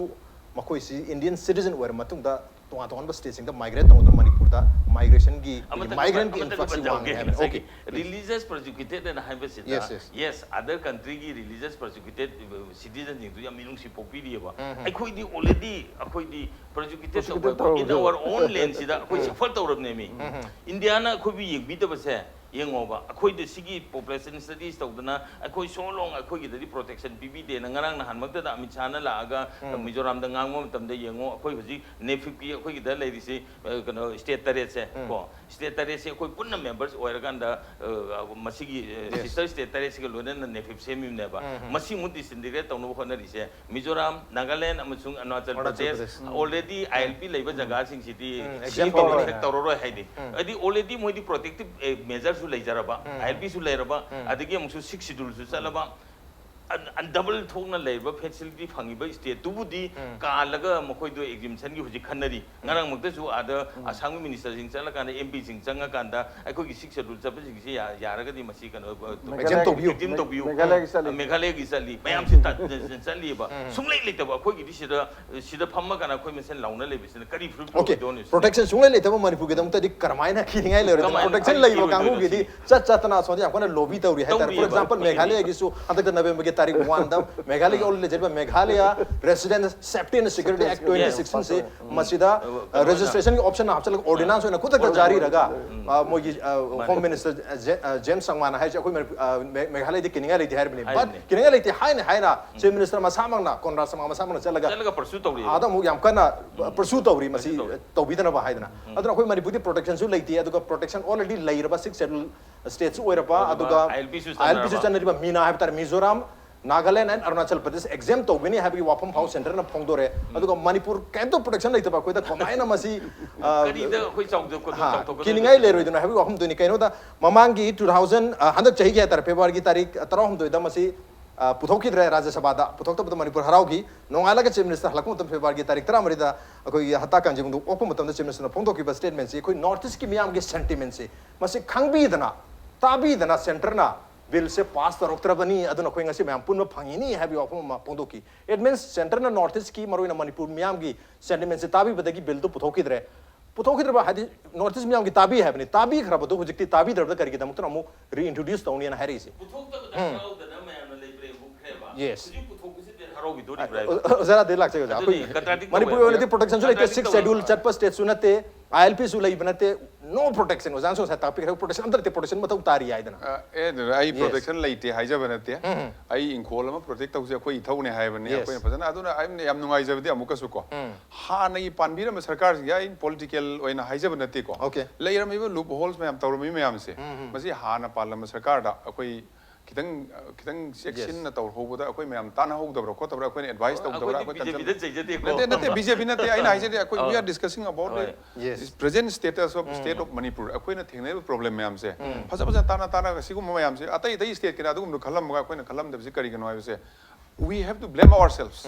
as a politician as a leader adu अखोई that we accept I am not blaming any party any government but हाना लेरम सिंग की वारी ने कोई नाइजे से अदुगा हौजी की ओजाना हाइबद्रा हाना लागसे की ngasai protection leite haibdo yes cm chalu wari soi lijage protection leite haibase chingi area de protection leiko yes 92% di protection lei grab only 8% leite it's adu di really it is our concern akoi masi khana bachu me habse ma yai jage aduga honorable cm na ara chalaga hairu base honorable cm hanjin akoi na kaim tawdi se akoi na re protection of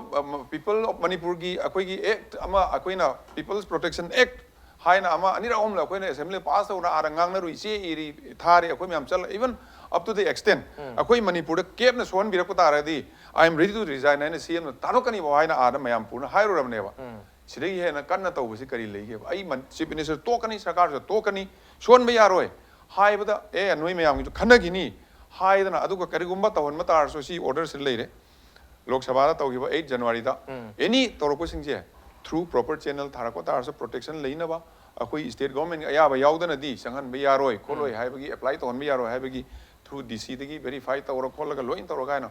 honorable cm na aru salaga salam dri adori implement to thomadi notice me am tawra adoi tawra khanari me am khanara hojik se implement tawdri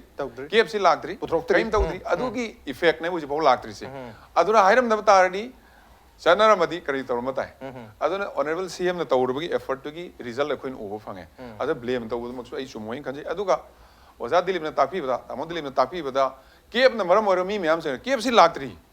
KFC the amendment bill, Amenta Udriva, Taudring and Kamai Sangadoinova. Cape the Theater Lapa,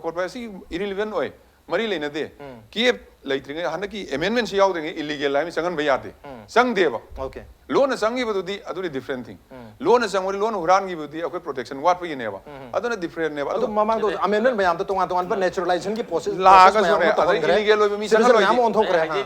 Other 55 to get Sanaraba, Igni, amendment. 9 times amendment. We are talking about Cape. How's it Cape City? 16, 15 Cape to. 18 Puto, 16 Puto Yagre, 18 Puto Yagre, 19 Hydro never. Adu Cape Nene, other Yaw Maru already. Illegal over come legalized or pay never. Hana sang you the other illegal over Sangandina. They have to apply. See how the Sangandrieva. Other than process them, think we process them the lady. Process me, I'm not going to loan a Sangiva. At a foreign country, India, Asian country, Europe, Turkey, America, Samudri, loan infiltrate over the other Yauriva. Other thing no minister over there to keep the native. Okay, loan a Sangiba to the Langata record later, but Targa so phone a Sankiba. Missing record hai tare masing se center da resoin lebam to have tare manipur na kyam leiba samdana kyam leiba adu leita agde khoi manipur kiningai leite hai manipur si khatang leiba ne tak leita bane hai bang rajnangi do anang hai chumme manai chumma do kitang difference of opinion leire kitang actually lei lak chage phong na sangi bai je phong jang ni apply tau de yaro pha ne ba yes lo na sang na mi che yaw de nang illegal lo na kamai chang do no you can akhoi nang isi india oira ka na sang ka ni hai bi wa ne India, high meeting India legalized citizen or a Manipur Sangakani, highway Kibama, Natragana, Ano Sangakani, highway Kibama, Ani never, Ano city already later Bakamu never. Adu India, the citizen or Matunda, Punjab Tagi, Punjabi sixing do, Ari Gujarati, Gujarati sing Sangakani, Kiba Taragadi, or Assam Tagi, Bengali, Sangakani, keep that Madukamai things again. Highway, I think mechanism, I'll build Naching, I'll be even population commission, I will see, Ozana Tapi say. So, we see him already Canada proposed to say, Kandoxi and RC type, high in a Tauraga lady, which I be me, I'm tribal population, the gi, influx ne and a lay, I will say, Masima Irish Mande. Okay. Madam di voter constituency khuding ki voter list le are ba hekta thina je ba khoi tribal ki voter ga mapani voter kana hemono ai ki constituency da ai ki voter ga kana hemono adu thira kana loin thor kana ba jumna wala ga lagi am lai jumna wala ga sui thigani adu loin thiba phangani jumna wala raj na sikh kano hai na gul baldev hai ga so raj baldev oidi dana raj mai te baldev ning thokchom ga adam lai ai na do ning thokchom ne haram ning thokchom oidoi ne ba identify to bala ba voter dum yarom doi ne ba lekai su khang doi ne ba tribal population dagi adu ni hel hai ba tara ga di adu adu it will be very visible irai line uga to pone ba aduna si hai ne ba koi population commission amadi mathok tai hai mathok tai aduna ga si CAB se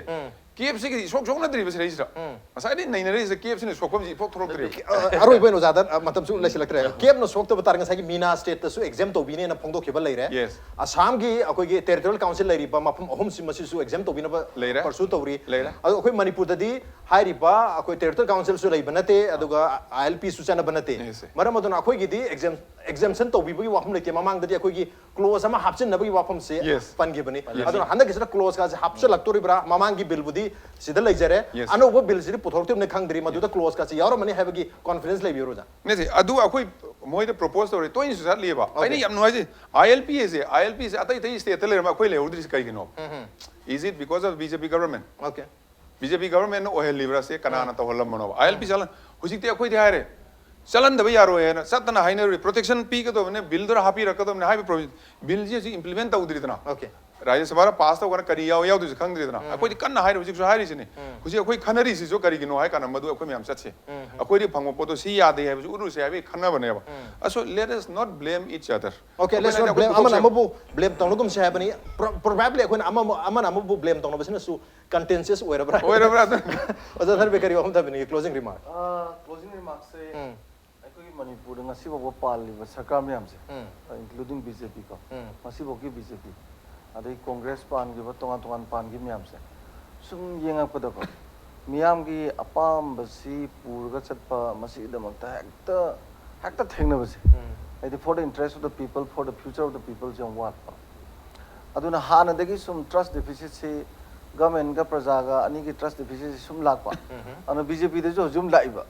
kai gi lai no da hojiki lai bujing si da lai response atai Nordic ki state sing to bujing ga manada ba khota ba sum ye ga praja sing ju nungai ta hai ta akhoi ra de sam ta pi hana gi section gi do mayam du no oi ba potu chumi moi chahi yam dri na tra ada thaja da ba do hana da gi sum lak pa gi potu hoji sum thaja dre ba ya da ano bujine ju thaja ba ya potu utre ba utto ba ni thaja bi okay mana sagi da utto ni thaja da ba do aduna ai khoina thamjaning di leipa amagi aruba phibum lak pa se lengak pa sing gi khwai dingi phajaba golden chance le maram di pu wari da moi gi maming matha yaw dina tungi generation future generation mam se mam na so no doi ne ba aduna hojik se lui na lengak pa khanbi ga no ba lengak pa madu khanbi ma ta sigi sida akhoi gi we have to occupy a very good phases of the political history of Manipur na tobi ba tobi ba yare na ai admai khanje ba aduna hadak ki matang sida matam su leitre tang time pan da hogi bani trom du loi doi ni ad ene sim gi boi gera CAB ki boi gera akhoi lengak pa jing tobi ba ya ba si tobi ho roi si thamjage okay tobi bi ya ba lenga ki magede tobi ro adu mamang dagi aduma thaja ba hai ba tare trust se lerak tabra distrust na ya mal lerak na anu balenga na phana yam na maside kiningai leite mayam phatha bi haidana akoi thaja ba pi ba tar sun yam thaja ba ngam kum lai okay matam de out ai loi gi CAB na sohande na hai ba se masim adi ta sengna masidi yabiu CAB na sopani directly se khudam na HIV positive or ba mi amado madu si matam de diarrhea na si ba dysentery na si ne ba adu fever na si ne ba any other infection na si ne ba adu masadi HIV positive ma masa sunga yaro ba adu ko samane hojik da lai se aduna aina hajaning badi akoi gi government tumina leibi ganu hana protective layer ba state sing desu mizoram thangan haiba political suicidal oigani CAB ya thokpa haiba se na hai kare adagi ngasai gi meghalaya ge konak samana su yam kana haili se masi demographic imbalance ma lakada bo poni aduna masi khoi yam thokte hare adagi asom desu dungare kanu desu arunachal gi su adu moi jatne struggle tor themi bo kholi bo lobi to se masumaina akoi openly to bi okay demographic imbalance ma thokne happening if not masimadi tawri ko hojiki amuk ozana haibiri se Mizoram Chakma लेखरे already Assam Bengali मैम लेखरे मेघालय अरुणाचल पर अखोई हाना चंगा लेबिसी कदाइनो सिने हाइंगे cap ने सोन दे HIV पक्पा लोई example पीबीरीदना कदाइ area दनो करा area दनो Manipur लेरिसे but probably ओजा अदुगी क्वेश्चन दुदी लेंगा ता अखोई नो हंगदो मालो ओजाना अखोई नो हंगबिरे let us work together yes मैम पुना थबक तोमिनबगी मथौ दि तारी but at the same time अखोई मियामना मसी यानिंग दना मर हाइबदी होजिक इमीडिएट नत्रग होजिक प्रेजेंट मसिनो सोंदा तारगसु इमीडिएट अखोई फ्यूचर द सोक्तब तारगसु सोइदना फ्यूचर द सो लकनी demographic imbalance am lagne dra miyam na how khiba to the koi January hogolpa February da khongjang changchen giba ru hujik chu changchen liba sina khongjang changchen batagi ni lengang no su he na mase serious lawri se karigumba Manipur gi miyam na tumina leram targati probably Manipur gi lengak su masida thoidongna koi gi close ama option view koi all political party gi mifong ko dra sat pasu salam da basu yai maram dra Manipur da tumina da magler basu ya da Manipur da so kadra hai gi mi paina basi loina mak fauna ba notice loina fauna ba sentiment am oibani na high ba sentiment si yamna value oiba sentiment emotion khata sapna taba yamna logical over reasoning adu mamang da thokiba mayam amagi koi keno si records si yangur matungda mas tungda su dum oibi abagi possibility lebni na Manipur mian masin section jabani lenga na su aduga miam na puna samin bagi tanjadu le do Manipur da masida mod manada ba hagata miam ga lenga ka he khena bagi mungna bagi mami se dum tai koi heu thoruk matam da aduga koi Arunachal Pradesh ki koi video ga yeng matam da di even police pabo sagali koi religiously kangu phawa yam protect obire tobi aduga Manipur da di religiously kangu ga police ka mungna basi adumag every issue da thoga le adu handaki issue si da di koi masin mungna bagi issue du natre masih dekho miam pun bagi issue dune habogi nota ngasi ki Manung Hutna ki matang chadlo sinjarge ngasi ki thomse da oja Dilipkumar oja Radheshyam amadi oja Dhanabir Laishram ngasi ki thomse ba thawa pi kheba amadi mapung phan bidong to oja humak to amukana tha sapurok jeri appreciate ye joining masin ngasi ki Manung Hutna ki thom ngasi ki edition se garam to bi ko khan ber pe agane ko mail id di impacttvnews@gmail.com natraga ko Facebook page www.facebook.com/impacttvmanipur da join to biraka comment amadi feedback ta bir pe agane well ladies and gentlemen thank you so much for joining us from the other side of the screen until next time this is Raj Nongthombam signing off.